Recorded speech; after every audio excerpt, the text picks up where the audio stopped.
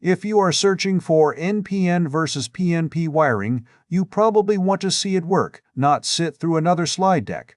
This is syncing and sourcing, explained inside PLC Simulation Software, captured from the real browser product.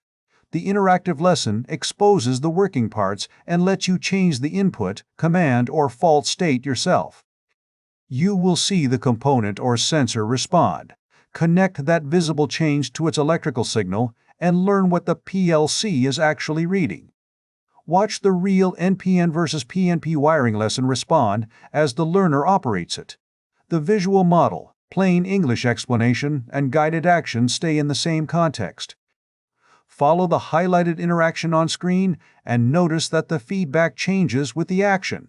This is the practical loop the lesson is designed to teach.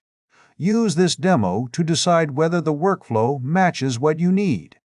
The matching page goes deeper into the concept, while the browser lab lets you practice it instead of only watching it.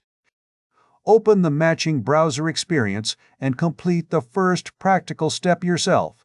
There is no install and no credit card required to start. Visit plcsimulationsoftware.com